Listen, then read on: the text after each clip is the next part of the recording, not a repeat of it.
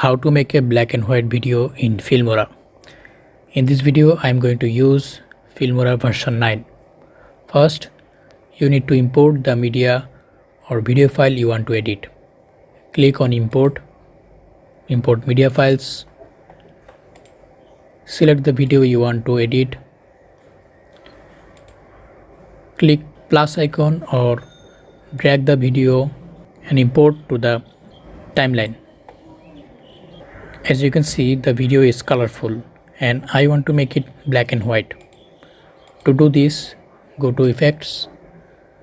There you can see a lot of effects. Go to black and white and click willow. Select and drag and drop it over the video. Now you can increase it according to your need. As you can see, the video is now black and white. This is how you can make any colorful video to black and white in Filmora.